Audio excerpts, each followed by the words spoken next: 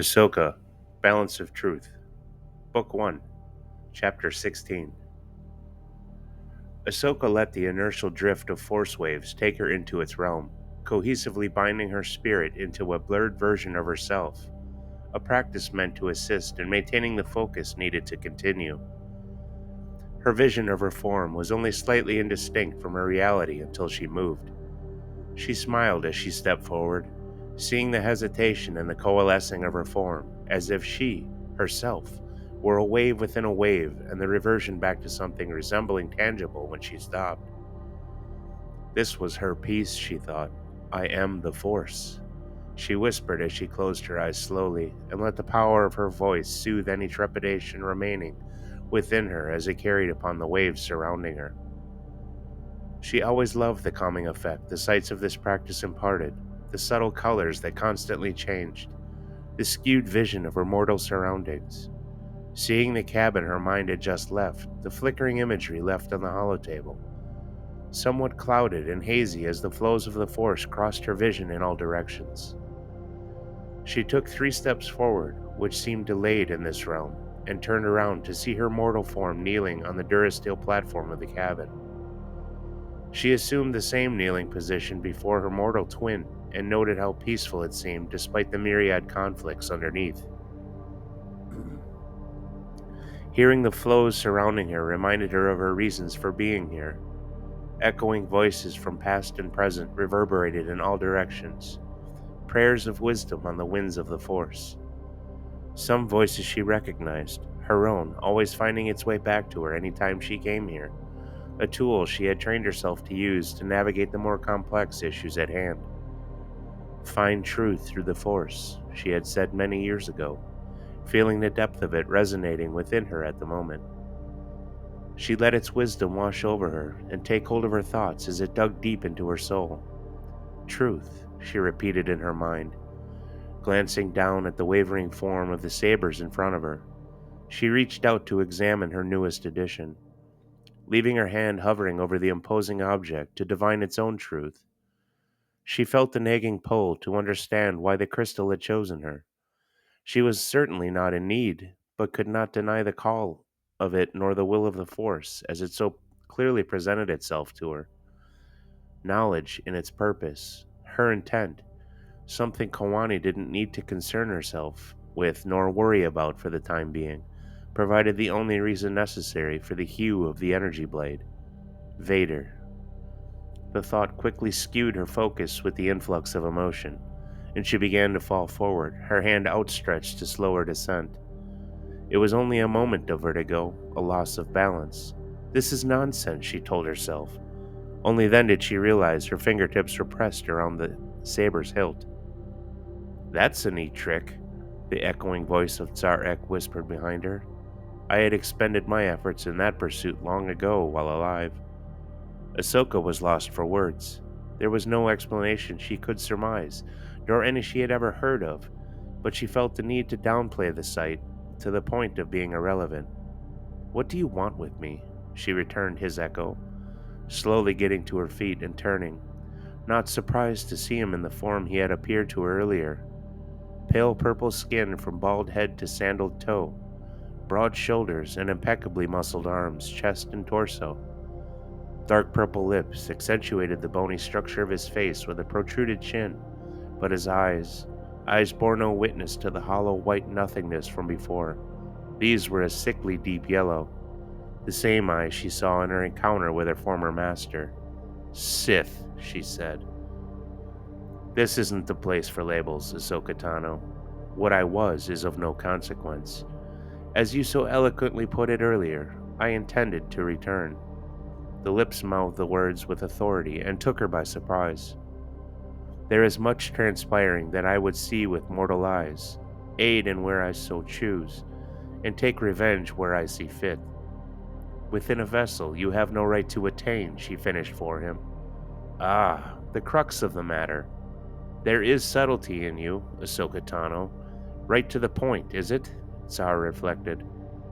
Whether I trust anything you have to say going forward is irrelevant, Tsar. The heart of the matter is that I will not willingly allow what you seek. Ahsoka said slowly through clenched teeth, the brewing anger beginning to percolate within her. Tsar knelt beside her after a few moments of consideration, his wavering blue form moving slowly. He looked into her eyes, saying nothing, searching her through and through, realizing at that exact moment she was doing the same.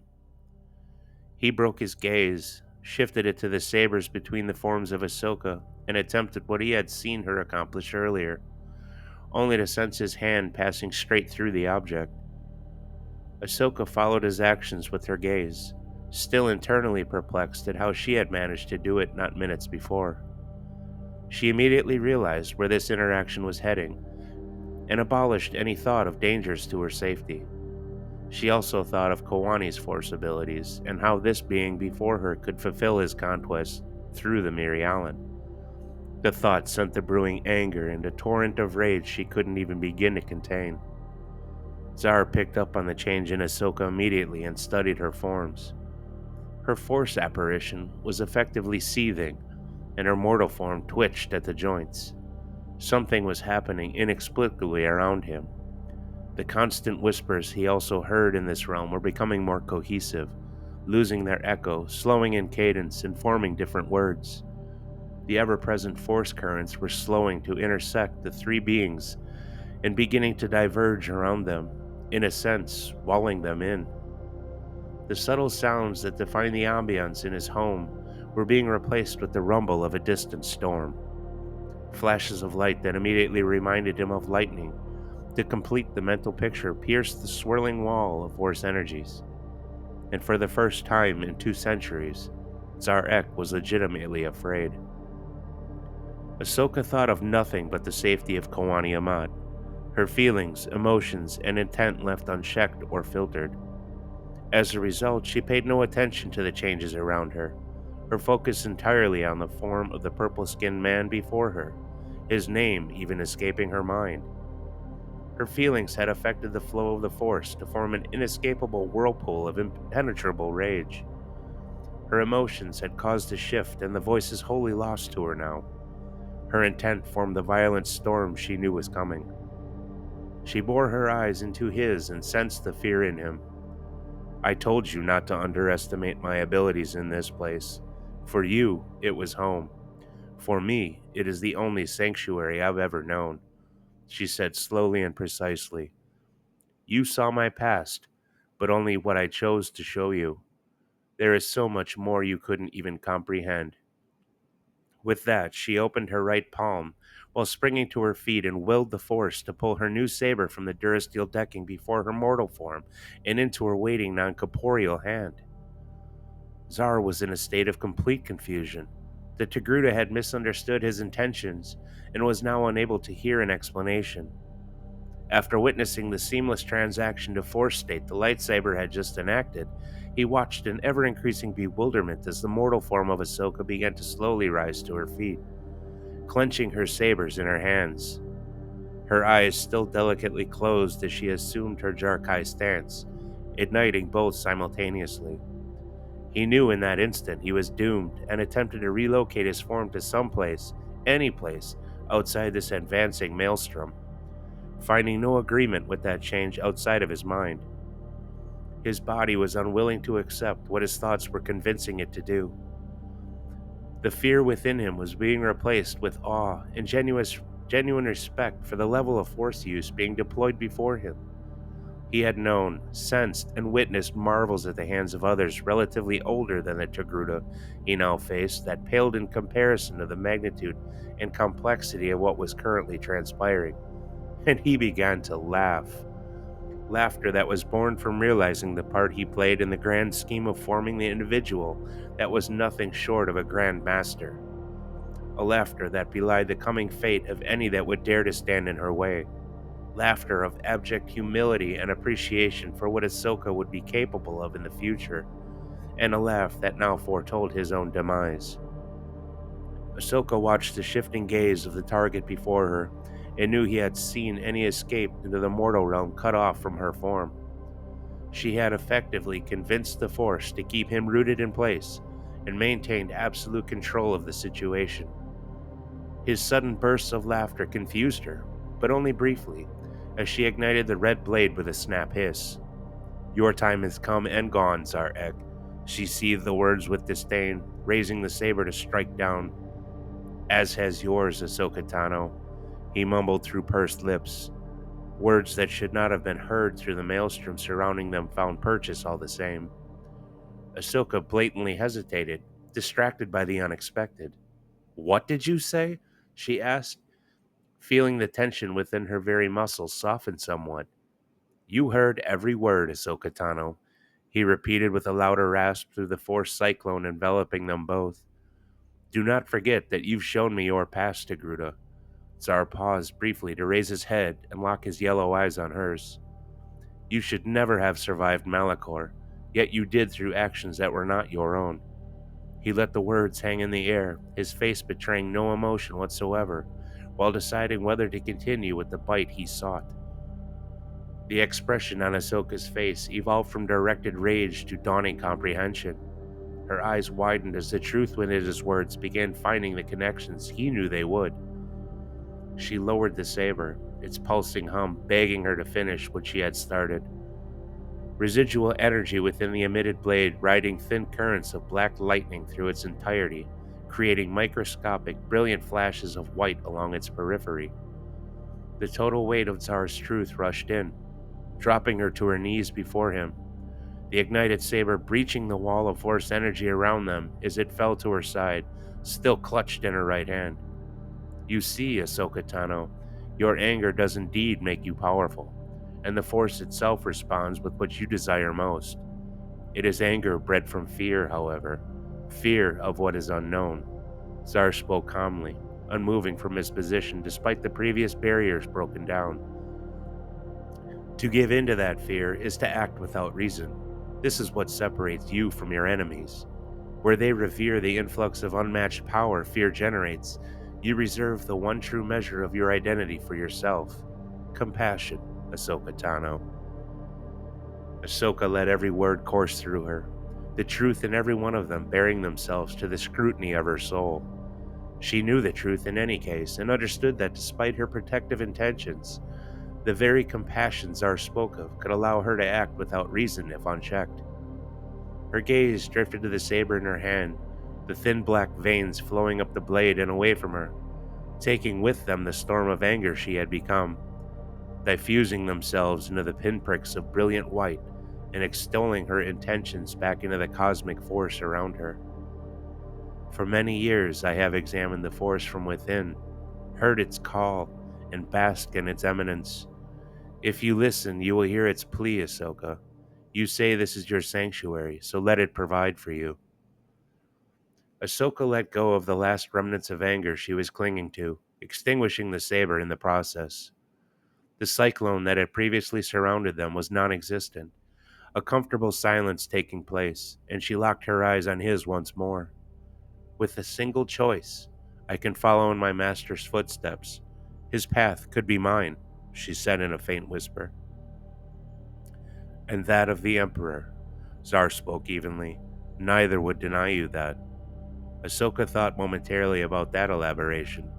"And share in their fate and destiny," she exhaled heavily. Tsar couldn't let this opportunity pass them by. Look deeply into that thought, Ahsoka Tano. Feel its weight press unnaturally into the fabric of time, space, and knowing. It is an aberration. Without saying as much, Ahsoka began to understand that she had indeed misunderstood Tsar's intentions, and recoiled slightly at her reaction and intention of meeting a swift extinction in response. Instead of treading on what could have resulted from her intended compassion, she did, as Tsar had suggested, and looked beyond the immediate. "I am not your arbiter, Tsar. I see that now." "Then you have only begun on your own journey toward finding that which you seek, Togruta." Tsar pulled his purple lips into a smile fitting to Ahsoka, his face and presence bathing in a soft white glow. Ahsoka looked down at the saber in her hand, the impossibility of its presence here, with her lost on her for the moment. "Look deeper," she whispered, repeating his words for her benefit. A sudden comprehension slammed her thoughts in place, and she looked up to ask the Zeltran to expand his statement to fit the question that had formed in her mind. but he was no longer there. She tossed her head in all directions and got to her feet in the process, finding no trace of Zarek. Unparalleled your skill has become, Ahsoka. The voice snapped her from her post-adrenaline decline. As she opened her eyes she didn't remember closing, but she wheeled around to confront the voice's source and what she estimated was behind her. The small green form leaning heavily with both hands secured atop his gimmer stick, Master Yoda tilted his head to the side and studied her with deep, ancient eyes. Use of the Force in ways I've never witnessed you have, she ascertained. He was smiling, but more for her benefit, as it was difficult, even at times, to glean any emotion from him. Master? She stuttered. He confirmed her conclusion with a high-pitched giggle that momentarily took him off balance. Call me you did, yes? Yes, I did. At least I think I did. I wasn't sure if I could handle my situation, she admitted. Handle it you did. Impressively, I might add. Yoda added with another short giggle. Powerful you have become, Ahsoka. Aid from others will often not be necessary, I think. Your thoughts? Master, I don't care about power. I mean only to do what I must, and what must be done, she returned. A balanced agenda the Force favors above all else, Ahsoka. It is for that reason it favors you, with no limitations, Yoda said. Provided that balance stays balanced, another voice interjected, finishing his sentence with hesitation and accented basic. Materializing beside Master Yoda was a tall statue of a human male, with long hair cascading over broad shoulders, beard and mustache disguising his details but for the black eyes and rumpled brow of his antiquated face. Homespun robes and knee boots completed the image before her. Master Qui-Gon, she knew without knowing. Your insight serves you quite well, Miss Tano. His form performing a respectful bow to her. Master Yoda has told me quite a bit about you, as has Obi-Wan, and I find you meeting expectations from the start. Thank you for that, Master Qui-Gon, Ahsoka returned, unsure what else to say, her gaze falling to her feet. My comment regarding balance has taken your tongue, Ahsoka. That much is clear, or perhaps my presence, Qui-Gon suggested. Both, to be honest, Master, she replied, lifting her eyes back into his. I have learned to understand that the Force holds powers beyond our comprehension, but some even leave me to question the reasons why. She paused for a moment, clearing her head. Remaining balanced is precisely why I needed to see Master Yoda. She cut herself off as she felt something within her lapse and couldn't explain it. Masters, I need to revert. The ordeal with Tsar has drained me, she explained in part truth. She knew she needed to return to her body, but there was something different within her that she couldn't explain, and wouldn't be able to explain while in this form. Very well, Ahsoka. Soon we will see you? Master Yoda asked. Yes, Master. I need to rest, but we'll set a course for Dagobah. She barely finished as her head began spinning in waves of dizziness. She was acutely aware of the glaring gaze of Qui-Gon's form as she pulled upon the Force to relax the turmoil within, enough to revert to the material world. Her final thought upon departing the realm of the Force was the myriad questions she had for Qui-Gon's Obi-Wan's former master.